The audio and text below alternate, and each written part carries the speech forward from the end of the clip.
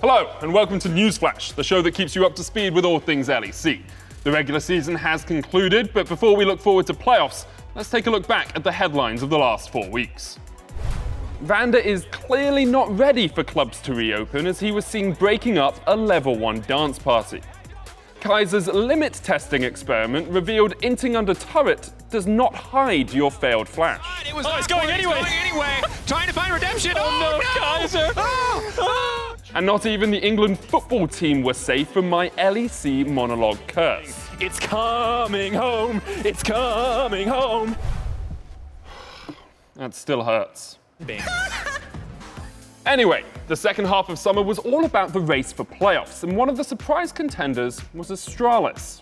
As it looked like they were about to lose to Misfits, Magifelix stole the win with an extraordinary solo backdoor. Magifelix still doing it! The solar play gets the stun, but Magifelix takes the win! Speaking of surprises, G2 were coming off the back of 4 straight losses. A change was needed, so G2 made the bold move of bringing in a new mid laner, Scalp.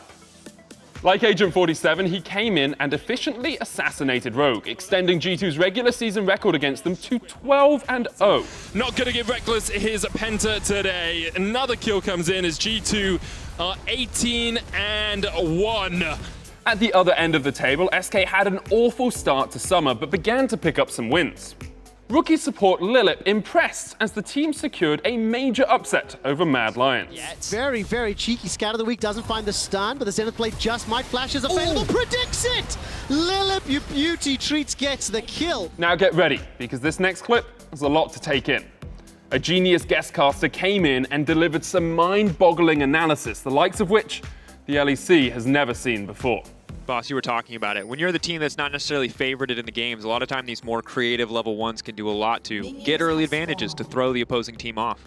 I mean, I think something more interesting is Mr. Jeskla and Promise Q have matching color on their skin. Both went for green chroma. That's pretty cute. As we all know, skins equal wins. Sadly, that didn't equate to reality for Astralis. Mad, though, returned to form in style with this impressive combo to defeat Team Vitality.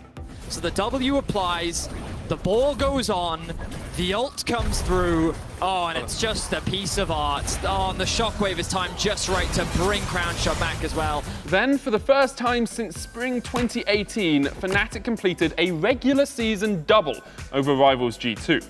The resounding victory came thanks to a rare mistake from their old friend Reckless. There's a couple of kills, 3 against 3 once again. Reckless flashing forward, Reckless dies! Fnatic were looking strong, but Rogue got the better of them in the battle for first. While Bwippo impressed in his new jungle role, there's not much you can do against a psychic opponent. He knew the Scuttle Crab was available on the top side. He knew that Bwippo would want to go for it, and now he's in the perfect spot. Inspire just reads them. Crescent Guard's gonna knock back Niski, Narsen so low, but Inspired! However, I don't need any special powers to tell you that this strategy from Fnatic was not so great. So, chase 5 members into the enemy jungle, into getting forced off the own Baron, to getting 2 kills on the enemy mid lane, to TPing into the top lane. It's a classic strategy, Manius! And Fnatic know how to do it! Into die! That TP sucked! As the race for the 6th and final playoff spot heated up, XL Esports kept their dreams of qualifying alive with a crucial win over Vitality. It was a 3-way race between Astralis, XL, and Vitality.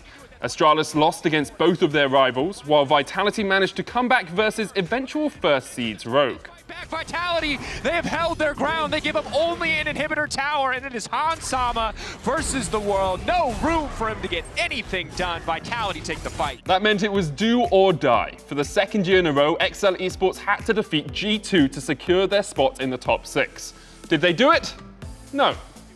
XL had a good start, but overstepped as the pressure became too much. G2 won, earning Vitality their first playoffs appearance in 2 years. Patrick, no mana, but he's got axes. Maybe, just maybe, he cannot do it. They're gonna go for the kill. They've shut them down. They've obliterated Excel. It's a massive throw. Excel saw it all right in front of them, and they threw it all away. G2 with a beautiful punish. After 8 weeks of grueling battle, we now have our top 6, and the first sets of best of 5s have been decided. Top of the league, Rogue have chosen Misfits as their first opponents, while G2 and Mad will square off in another potential banger. Speaking of bangers, it doesn't get more juicy than Fnatic's Bwipo facing the man he replaced in Vitality's Selfmade, with the loser going home. While the playoffs will start soon, some teams have played their last competitive games for the year, and others, possibly their last games ever. It feels only right that we press F to pay respects with a final goodbye to Schalke, who are leaving the LEC after 5 years of competing.